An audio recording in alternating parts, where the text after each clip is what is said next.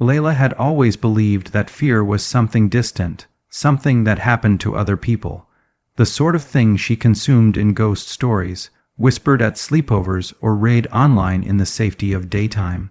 She never imagined fear would one day wear a mask, knock on her door at the darkest hour, and call her by silence.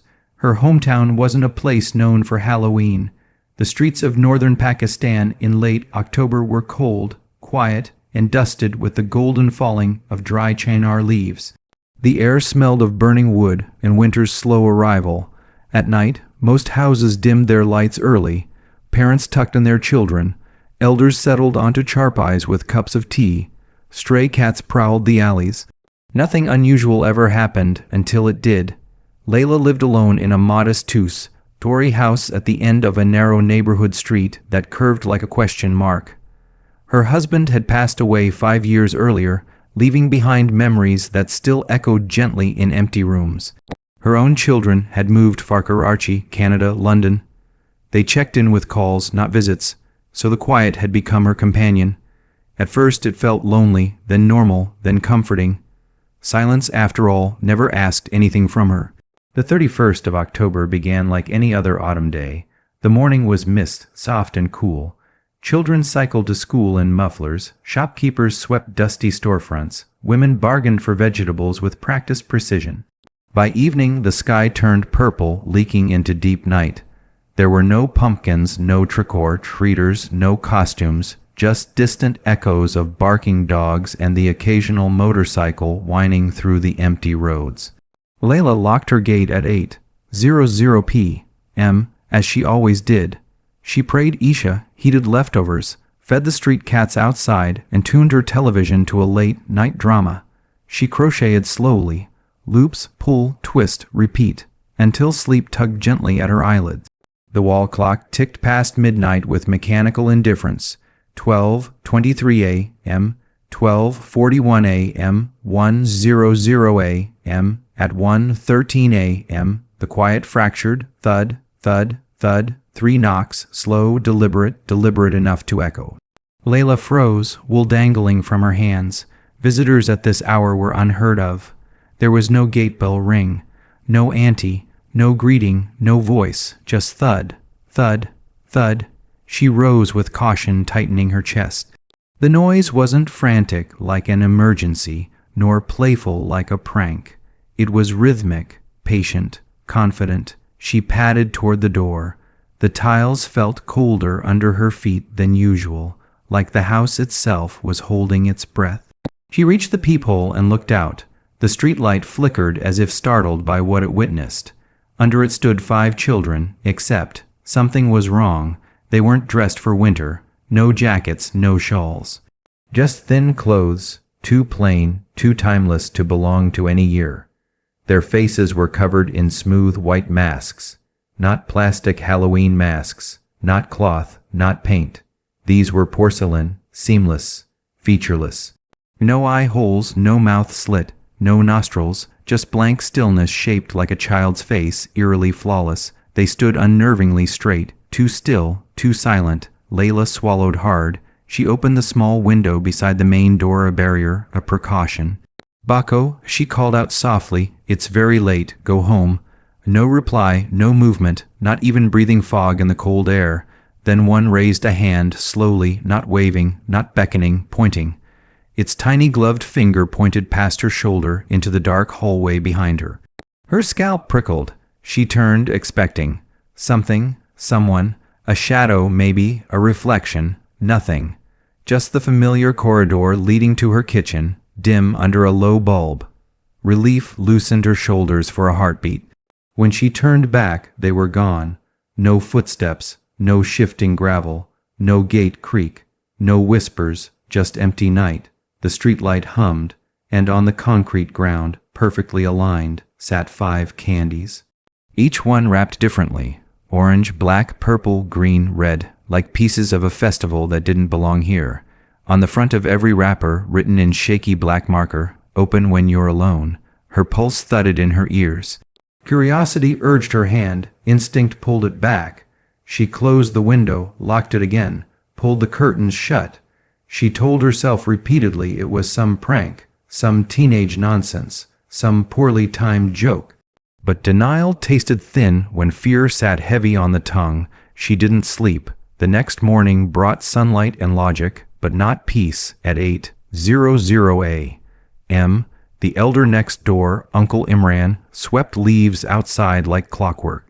Layla hesitated before stepping out to water her plants. "Salam, Biddy," he greeted. "Walaikum salam," she replied, voice steadier than she felt. He glanced toward her gate. "Everything all right? I heard noise last night." Her heart lurched. Noise, some knocks, around one, maybe, thought someone needed help. She forced a laugh. Must have been stray cats. He shrugged, unconvinced. Strange cats. She said nothing. She didn't mention the children, or the masks, or the candies she had quietly swept into a drawer before sunrise. Rationality insisted. Kids playing a Halloween prank. Social media inspiration. The world was changing. Trends spread like wildfire. But reason couldn't explain the perfection of those porcelain masks, or the way 5 small bodies vanished in less than a breath.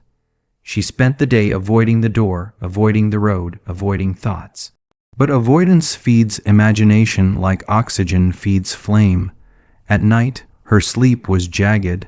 Every shift of wind against the window felt like knuckles rapping glass. Every creak felt like footsteps pacing her veranda. At 1:00 a.m., she was still awake. At 1:13 she was trembling. Nothing happened. The silence tricked her into believing the moment had passed. That fear was a one-night guest leaving at dawn. It was not. 2 nights later, curiosity gnawed louder than fear. The candies sat innocently in her kitchen drawer, whispering possibilities. Open when you're alone. She was alone always. Her thumb brushed the orange wrapper. Paper thin, the handwriting uneven, ink slightly smudged as if written in haste, or by a shaking hand. She pulled it close and froze. Her name, written faintly on the back, small but unmistakable, Layla. No last name, no address. Just her name, written like a secret they expected her to recognize. Her stomach twisted violently. She should have thrown the candies away, burned them, buried them, anything but keep them. Instead, she slid the drawer shut and took her phone to message her daughter in London. "Our kids celebrating Halloween there a lot now." A reply came minutes later, obsession level. "Why?" She typed, deleted, typed again. "Just curious." She couldn't explain it. Not without sounding like a woman unraveling in her loneliness. The weight of the silence around her felt thicker that night, as though the walls leaned inward to listen. On the 4th night, the dreams began. She stood in her own hallway. Darkness pooled at her feet like oil.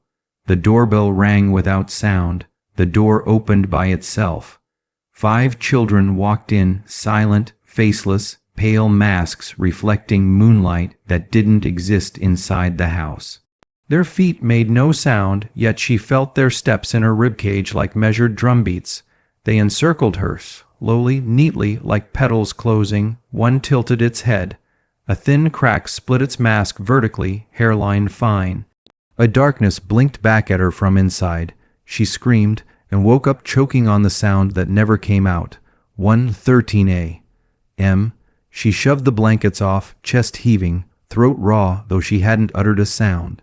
This was no prank anymore. Something had chosen to visit her, or return to her. Memory stirred, unwanted, dusty, forgotten. When she was 8, a boy in her village had disappeared on a winter night, never found. The elders whispered about Kamoji Kibak, the silent children. They said sometimes, when a child died unheard, unacknowledged, unseen by the world, silence became its voice, and sometimes that silence came looking for company. She had dismissed it as folklore then. Folklore, she now understood, is just history with better hiding skills. A week passed uneventfully, then another. The nights remained still. The clock reached 1:13 repeatedly without incident. Relief grew like a fragile plant, timid but hopeful. She almost believed she was safe. Almost. On the night of November 14, long after Halloween should have faded into memory. She was brewing tea when she heard something at the gate. Not a knock, not a thud, a tap, soft, small fingernail-like tap, tap, tap. She froze, kettle steaming in hand. Tap, tap, tap. She approached, pulse jittering. Before reaching the window, she already knew. 5 silhouettes. She knew without needing to see their faces. She didn't look through the peephole this time. She didn't open the window. She didn't speak. Instead, she whispered, "Not tonight." The tapping stopped. Silence expanded, immense and suffocating. Then, through the wood, came a sound impossible to ignore. One single, gentle knock, almost polite, like someone fulfilling a promise. She slid down to the floor, back against the wall, knees pulled to her chest. The house felt enormous around her, like a shell she was shrinking inside. She didn't know how long she sat there. Time dissolved into heartbeat and breath. At dawn, when she finally opened the door, nothing was there. No children, no masks, no candy. Just one small handprint smudged faintly at knee-height against the door. Too small for an adult. Too perfect to be a coincidence. She washed it off immediately. Hot water. Soap, scrubbing until her palms stung. But fingerprints are easier to erase than being remembered by something that shouldn't exist. Weeks passed and the world continued as usual.